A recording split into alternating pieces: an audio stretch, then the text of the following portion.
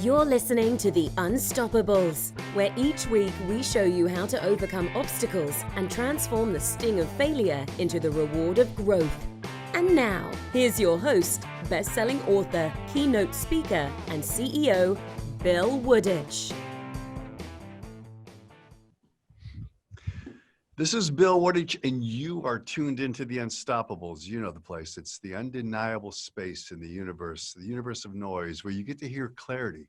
You get to hear things that actually mean something, things you can actually apply, those things that will shorten the distance and lessen that blood flow from where you are right now and where you're determined to go for a much better, happier future. This is the place where you'll hear about the triumphs of the undaunted, the unstoppable achiever. Welcome, my friends. Today it's my special guest. As a matter of fact, I've read his book a number of times.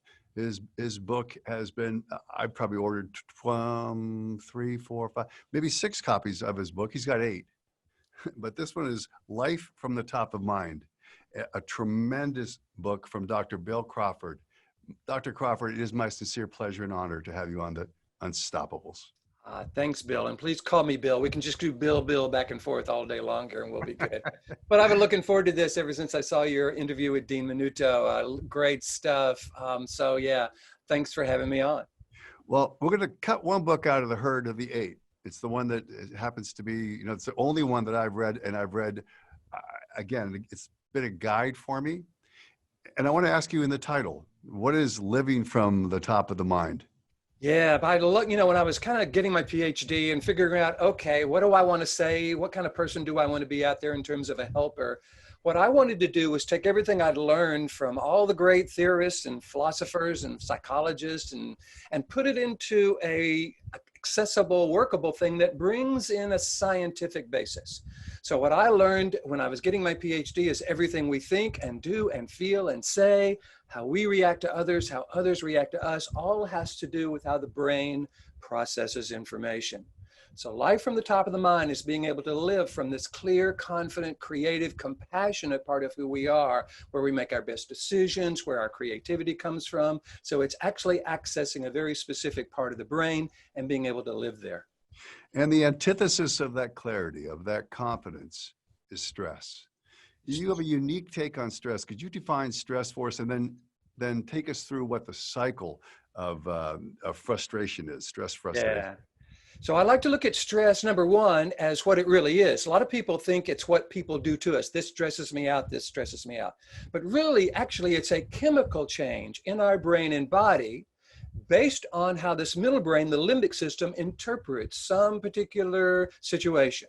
So the limbic system, middle brain, is kind of designed to keep us alive as a species. It has a tendency to interpret almost anything negative as dangerous, throws us into the lower brain, which is the brainstem, the part of the brain that's designed to deal with danger. And that triggers our adrenaline, noradrenaline, and cortisol. So really, stress is a series of chemical changes, adrenaline, noradrenaline, and cortisol. And I like to use it as a valuable signal. So in my book, you may remember, I've got this thing that says stress is a signal something needs to change. Suffering is when we don't make the change. Love that part. That was one of my next questions. I had that underlined and copied. Suffering is when we don't make the change. And I have highlighted so much from that book. I highly recommend the book. And at this point, I think it's a good segue. Where do we find the book? Where do we find you? And where do we find that book in particular? Yeah, I used to kind of have these things printed up and keep thousands of them in my closet and ship them out one at a time. Hey, isn't Amazon wonderful? You send them all the stuff, they print it on demand, and they send it to you. So it's wonderful that way. Obviously, you can get it on Amazon. You can get it on my website, which then takes you to Amazon. There's also an ebook on my website that you can get that's less expensive. And so there's a lot of stuff there. But yeah, you can obviously get it on my website, but it will take you right to Amazon. What's the difference between the circle of influence and the circle of concern? I love that. And that's really Stephen Covey's perspective that I really value, because it really speaks to what are the aspects of life that we can influence. And if we're willing to live within that circle of influence, we have more influence over our experience of life and the lives of others to some degree. Although sometimes that lies outside the circle of influence and in the circle, what's called the circle of concern. This is where we get worried or stressed or frustrated.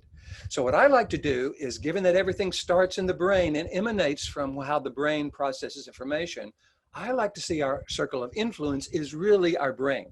So I teach people how the brain processes information. And actually, when we find ourselves caught in what's called the cycle of stress or frustration, where one thing is triggering our stress and frustration, and we try to deal with life from that perspective, and we can't, and that triggers another round of stress and frustration, and we get caught in a cycle, that's really us being caught in this lower 20% of the brain. So the first thing I do is give people a model for how to shift from the lower brain to the upper brain and actually change the chemical makeup of your body to serotonin and endorphins. It's good, just in case that saber-toothed tiger really does show up in the conference room, right? Well, here's the deal. Wait a minute. It's not a tiger. It's my boss. Yeah, well, that's the challenge. This middle brain isn't very smart, and it's working with old software. So it has a tendency to interpret almost anything negative as dangerous and throws us into that lower brain. Now, if somebody slams on their brakes in front of us, or somebody jumps out at us from the bushes, hey, that lower brain's going to kick in just as it should. So we're not going to lose that ability to react when we need to, but there is that difference between reacting and responding. We want to be able to respond from this upper brain versus reacting from the lower brain. And I think you're referencing Goleman when you talk about neural hijacking. And that's really what's happening. If you think about the way you break the brain out, which was brilliant, by the way, and I write a lot about the brain, but I learned a lot from you. But you think about that hostage taking that happens from the 80% of the brain, the prefrontal cortex, the limbic system, that really is held hostage by that stem brain. And I want people to think about that 20 controlling the 80, because that number gives you power. It gives you the power of awareness. And the one thing that I found, and I always look for this with every guest, I found it with you, is connection. And you speak about awareness in a different way. I will tell you where our connection is and our commonality. Is we both had fathers that were alcoholics. And you talk about the difference between an active, which mine was, alcoholic, and a recovering alcoholic. And you quote, trust me, there's a huge difference. Yeah. I've got to tell you, there is.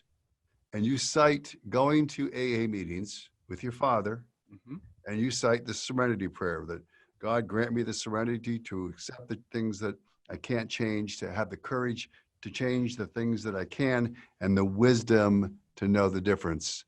Now that you talk about as a guide to being able to understand that brain manual and how to get over things. Exactly. Because the challenge is when we try to change something that we can't, that automatically triggers stress and frustration, anxiety. And because most people believe that is the situation or the difficult person that is making them feel that way, they automatically go over there and try to change that. And when they find they can't, or even worse, when it gets worse, difficult people often get worse when we try to change them, then they double down on the anger and the stress and the resentment, and that now teaches us and gets us in this cycle. The serenity prayer is, I think, a formula for success versus a plea for serenity. So it says, okay, what do I need first? God, grant me the serenity to first accept the things I cannot change. So what we want to recognize is that's that circle of influence, circle of concern again. What are those situations in our life that we're going to need serenity to accept? Because that's how the serenity prayer goes. It says, I need serenity to accept the things I cannot change, and then serenity and acceptance to have the courage to change the things I can, and the wisdom, which comes from this upper 80% of the brain, to know the difference. So the questions, I like to ask questions because I found that questions are search engines for the brain. So the questions I like around the serenity prayer are, number one, what about this situation will it take serenity for me to accept? And what about this situation will it take courage for me to change? That gives us the wisdom to know the difference and where to apply our energy.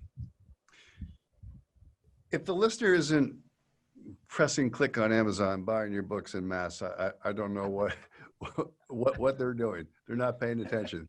Start paying attention to this guy. He's Dr. Bill Crawford. He's my friend. Dr. Crawford, let me ask you this, or Bill. I want to dig in a little more to the person. The stuff you've done, the professional accomplishments, the achievements are a manifestation of who you are as a person, a reflection of who you are as a person and what you believe, what you've been able to accept, what you've been able to change and understand, what you've been able to forgive. So tell me what forged, from the sitting around the kitchen table with a recovering alcoholic, what did you take from that? And how did that not affect you, or how did it affect you in a positive way, rather, in your Yeah. life? That's fascinating because I didn't even know it affected me as a kid. Because as a kid, we don't know. We just think this is what the world is, right? So I thought everybody in the world went to 3 to 5 AA meetings a week, right? And everybody had people coming over and spilling their guts around the kitchen table. I just thought that's what people did. But I did grow up in a culture of people changing their life, taking responsibility for what wasn't working, helping others. You know, that first step in a 12-step program is stopping drinking, but the rest of the 11 steps are all about working the system and helping others. So I just lived that, but I didn't know it affected me until I started shifting from my early career as a drummer. I was a musician, a drummer until around early 30s. And then I decided I wanted to do something that I loved as much as music, but I got paid more for. And so I was really into psychology, but I didn't really snap to how much my father had influenced that until right before I published my first book.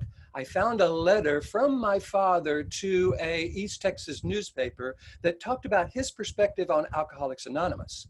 And I put it in the back of the book. It's called Remembering the Face of My Father. It's one of the appendices in the book. And it really speaks to a really kind of a mind-body connection and how we sometimes attract and how it takes a while to get to a certain place. And I was just amazed at how his philosophy now mirrored my philosophy, even though I really had never put those two together. You know, and that's fascinating. And the way I took mine, I always talk with people in this 3-stage process, and I say you have to be able to accept a condition as it is. Do not try to candy coat it for something else or look at it and deny its existence.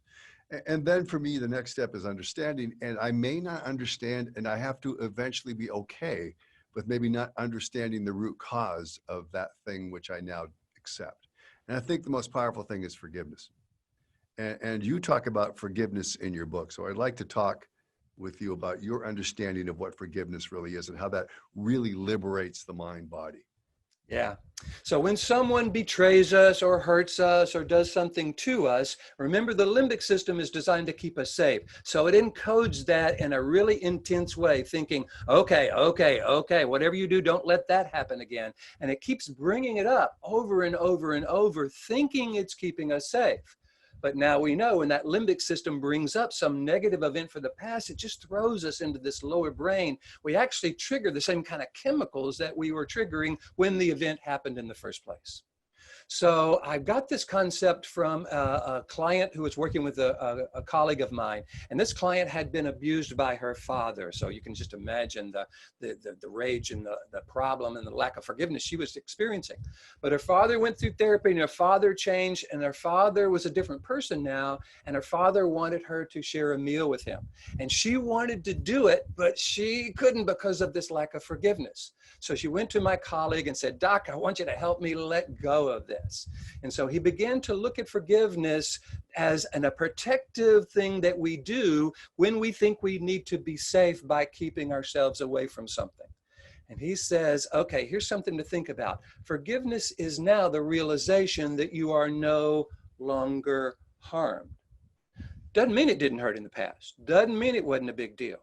But any image we hold in our mind triggers a corresponding chemical effect in our body. So if we hold on to all those things that people did to us, we're just triggering those chemicals and throwing us into that lower brain, and we'll stay stressed and angry and frustrated and resentful for way longer than we need to. So forgiveness is also a decision that I will no longer hold on to images of the past in order to be safe in the future. And so people go, well, that's great, Bill. How do I stay safe? Well, this is where, to me, I get into my highest purpose. I encourage people to make a list of 20 qualities or characteristics of them at their best, so they know who they are when they're coming from this upper 80% of the brain. Because it's so important for people to be able to have value about who they are versus just what they do. Most of us have grown up being valued based on what we do, right, and therefore we have to please others, sometimes do something before we feel good about ourselves. But if we know our worth and our value and we bring that to our relationships and our job and world, now we are valuable for who we are. So if we can be safe by recognizing the qualities and characteristics we are and only become vulnerable to those people who share our values, now we're safe through love and purposefulness versus fear. Tremendous tremendous lessons, and the student is ready. Speaking of students, you conduct seminars across the country. Am I correct? I do, yes. What would you teach me in one of your seminars? What would be your best, highest hope that I could take away? Yeah, my best, highest hope is that you would walk away from one of my seminars totally understanding how and why you have found yourself thinking, feeling, and being the way in the past, and having several models for, number one, shifting to that clear, confident, purposeful brain from the old reactive brain. So you'll have a model that actually spells brain, that teaches you to shift from the lower brain to the upper brain. A whole nother model that spells power, that allows you to stay and live in this upper 80% of the brain and actually rewire your brain, create new neural pathways, going from the limbic system to the neocortex and back down. And then a whole nother model, since we're always dealing with people, for engaging those who are upset with us so that they actually shift from their resistant brain to their receptive brain, so they truly hear and understand what we are wanting them to know. So I teach this three-part system, call it Life from the Top of the Minds, what the book is all about. And it's what I get to go around the world teaching. I call it getting paid to do what I would pay to do. It's so much fun. You have a positive, it's infectious. It comes across the screen. Just your positivity is just so natural. And it's just, I think you just wake up that way. You know, so you're not, in your book, you talk about, cortisol is one of those things that wakes us up in the morning along with adrenaline, right? Mm-hmm. Well, you're not letting that thing hack those neural pathways. That plasticity is growing with you. This is something else I found to be interesting, because people ask me, how do you do this? What do you coach people to do with worry? How do you speak to them to get through it, to get over it, to understand this is what it is and this is what it does? Yeah. So great. There's 4 questions that I call the 4 criteria that I really like people to ask whenever they find themselves feeling stressed or worried or anxious or depressed, or any feeling that really is kind of getting in their way. I say, number 1, have you chosen to feel that on purpose, or did you just find yourself feeling it? Well, okay, I just found myself. Number 2, how's it working for you? Is it helping you create the life you want? Number 3, is this how you want to be defined? Is this a statement you want to make about who you are? And my 4th one, which of course Dean loves the most, would you teach or recommend this emotion, behavior, or thought to someone you love? Those are what I call top of the mind questions, and they use the 4 criteria to apply a very purposeful criteria to worry. So if you're worrying on purpose and it's working really well, and you want to define yourself as a worried person and you would teach that to someone you love, then terrific. But if not, we now can begin to shift to, okay, if I don't want to be worried, how do I want to be? And again, that 4th question, what would I recommend to someone I love, can be very powerful in that way. That's powerful stuff.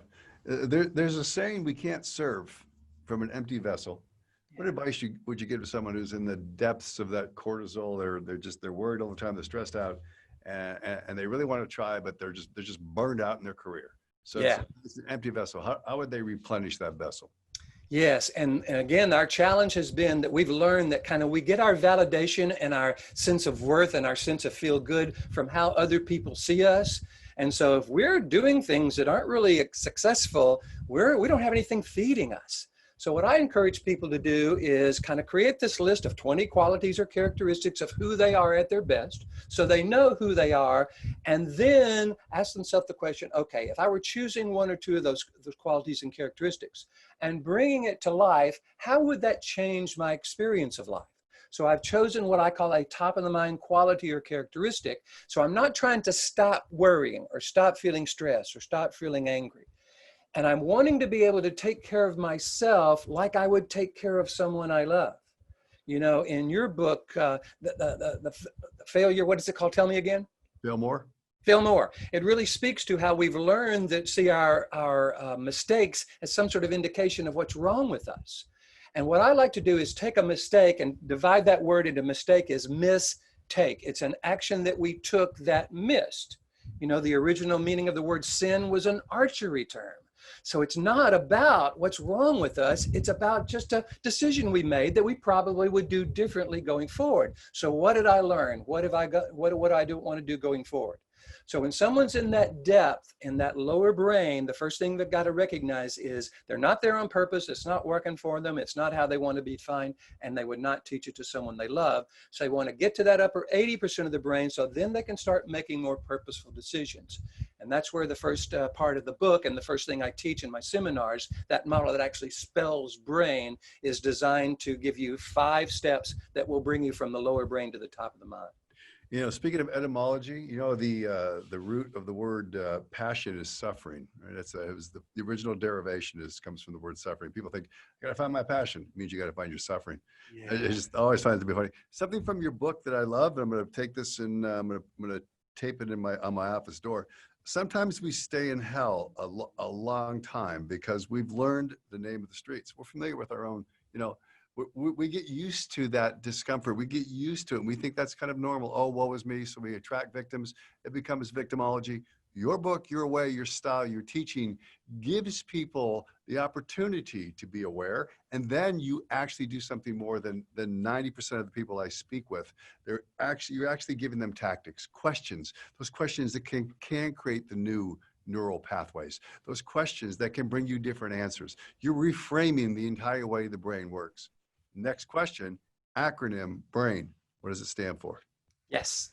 So everybody knows that taking a deep breath is probably a good idea. Most people go, oh man, don't tell me to take a deep breath, because they don't understand it. So normally the lower brain controls our breathing. So in order for the upper 80% of the brain to regain control, the upper 80% of the brain has to take over functions normally controlled by the lower brain.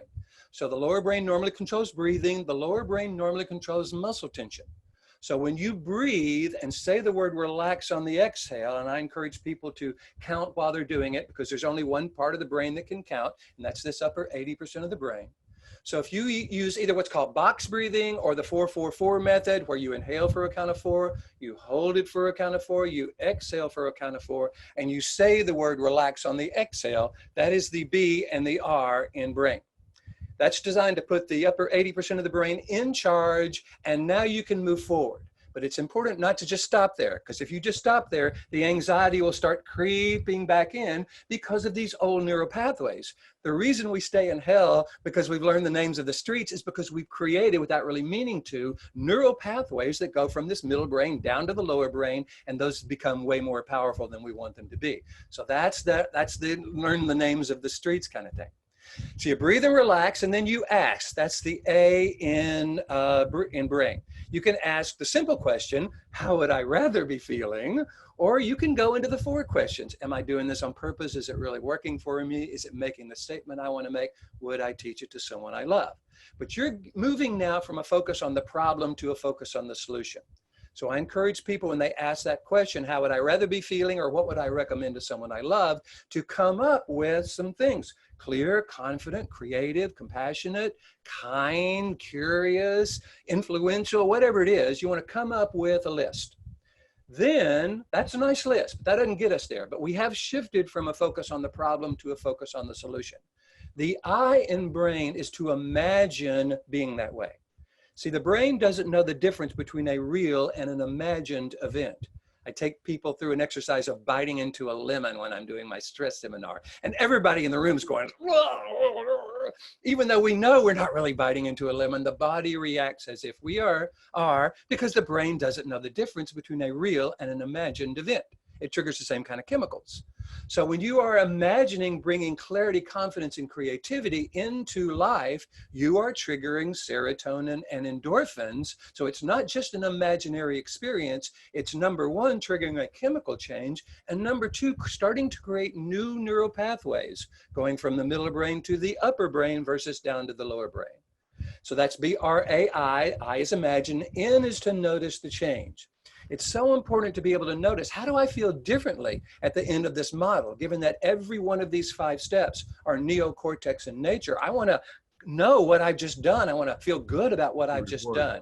So you notice a change, and that's the brain model. All right. If the viewer or the listener can't see this, but maybe some of the viewers can, that library behind you is extensive. It looks like all of your books, and you've got one of the most beautiful background settings. I know it's not a green sheet. Makes me envious because of this great library back there. People would look and assess and say, wow, you are the embodiment of success. You've got the PhD, you've written 8 books, you got this thing figured out about the brain. How would you define, in your terms, not something that you took from a book, but how would you define your version of success? My version of success is number one, getting paid to do what I would pay to do, loving, waking up in the morning and looking forward to everything I do. So I have a clear sense of how I'm looking forward to hanging out with my wives, and that's what all of us are doing right now. And that's, that's what I do. And she's great. Her name's Georgia. Kind of doing my bike ride and then doing these kind of things. The fact that you and I had this set up today was something I was really looking forward to. And I've got some things this afternoon that I'm really looking forward to doing some more creative stuff around. Tomorrow, I've got a meeting in the morning, a Zoom thing in the morning, and a one in the afternoon. So to me, what I've tried to do is create an experience of life that I love, that I'm looking forward to, that's meaningful to me. And now my responsibility is bring my best to each one of these environments. And that's what gets me going. I read a book, I can't remember, there were like 3 or 4 authors on, and they found out something that when you look at it, you think, well, that makes sense, but it's really hard to do. Those people who have a higher degree of happiness are the ones that have a more sanguine approach to what the future holds. That prospect for the future, that perspective, the prospective, instead of lamenting those things that have happened that we can't change, that vessel's remaining, imbued with the potential and the expectation of something in the future, and they're going to bring their total self to. That's what you just said is right in line with what I believe. Yeah, some people are a little concerned that being too optimistic kind of sets them up for failure. And now if you do any research on optimism, as a matter of fact, there's a gentleman by the name of Martin Seligman. He wrote a book called Learned Optimism. And he's done tons of research on this. He was the president of the American Psychological Association. He's a teacher, a professor. So he's done tons of research on there. And he found out that optimists really kind of bounce back from illness quicker. They make more sales. They live longer. But people are a little afraid of optimism because they're afraid of just, it's a Pollyanna thing. So what I love about Martin Seligman is he defined the difference between Pollyanna optimism and what he calls realistic optimism. So I think optimism is a wonderful way of being because it does have us looking at the future to something we're looking forward to. We want it to be realistic optimism versus Pollyanna optimism. So we're just not hoping that the universe will bring us everything we wanted if we'll just sit and think about it. But it's out there doing something about it and making and bringing behavior to that process of creation. That's what makes things happen. I always talk about in the context of business, unless you have realistic goals and you can realize those goals by actual the patterns of results that follow from the activity, you have nothing but a fantasy. You've given me Pollyanna, I can use that one. So to make it reality, you've got to make those things happen. And that gives me a basis for optimism in the future.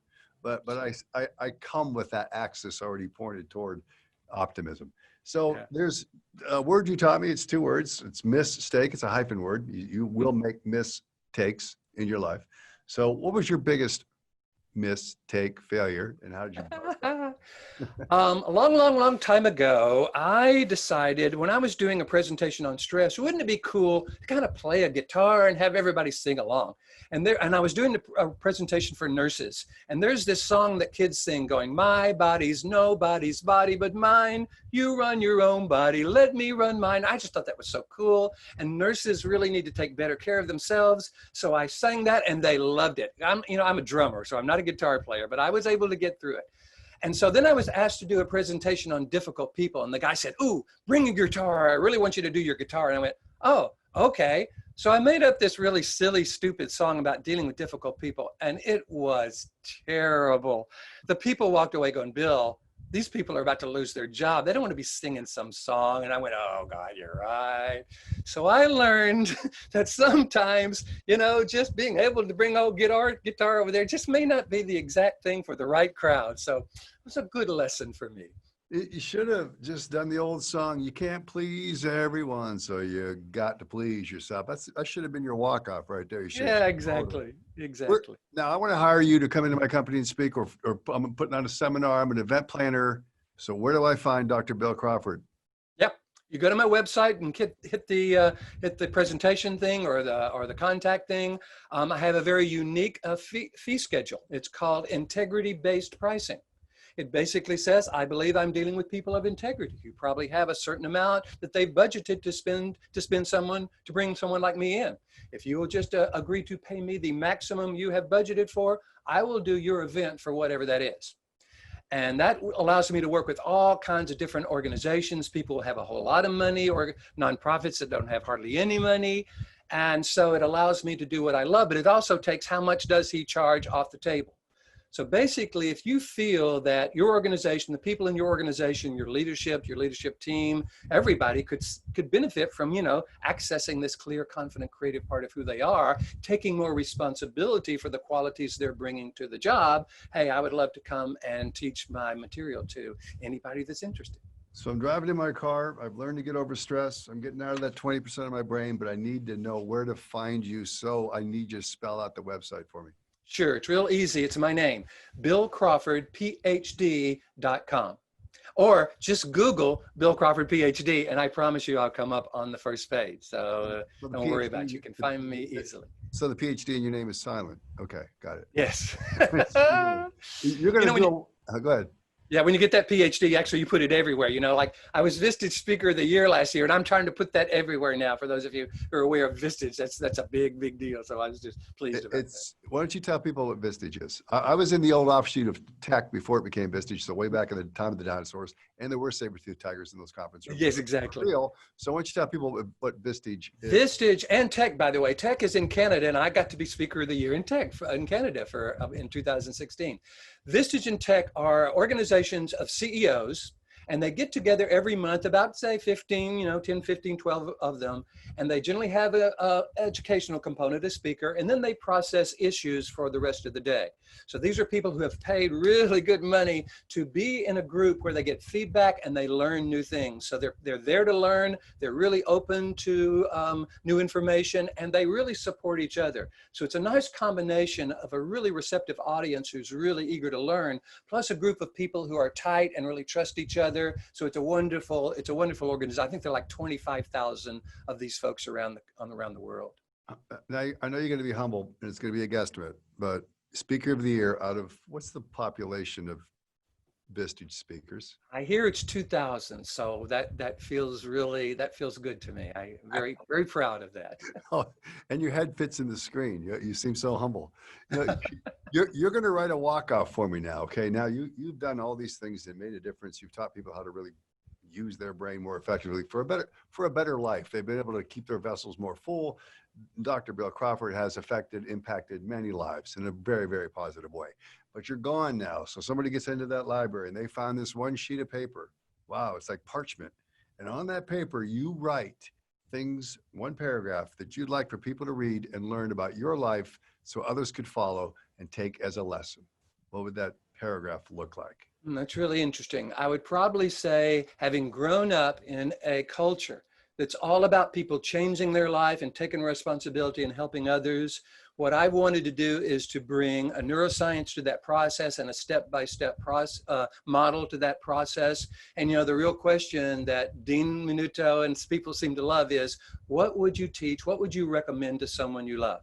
When we think about people we love, we automatically go to this clear, nurturing, wise, loving part of who we are, and we just haven't learned to treat ourselves like we would treat someone we love. But that's generally really good advice. So I would probably start off with gratitude for growing up in that culture, and then, encouraging people to recognize there is a system, a step-by-step system that's designed to get you there, and that kind of general concept of being able to live in the way that you would recommend to someone you love. It's my new friend, Dr. Bill Crawford. Let me tell you, I had expectations. They were lofty. You have managed to exceed them. So you were a fantastic guest. So much substance. I could sit here and learn from you probably for the next 8 days. We can just get into every one of your books. I'd ask you the rhetorical question, are you going to write another? But the answer would be, of course you are. Dr. Bill Crawford, my guest. This is The Unstoppables. I'm Bill Woodage. Don't overthink. Act. Think, act decisively. I'm reminded of Alexander the Great in the days of ancient Greece. And the story goes that the ancient king said, the person that could untie this Gordian knot is going to rule all of Asia. Now, Alexander only lived to 33, so time was important to him. He didn't have time to waste. Untie that knot. You know what he did? He unsheathed his sword and he cut the damn thing. The rest is history. Until next time, Bill Woodage, thank you very much. Be safe. You've been listening to The Unstoppables. If you like today's episode, please consider subscribing. We have a new episode every Thursday. Please help spread the word of the show by leaving us a positive review on iTunes or Stitcher. Those 5-star reviews really help out the show. You can subscribe to The Unstoppables on iTunes, Spotify, or Stitcher to stay up to date on the latest episodes. Thanks again for listening. Always forward.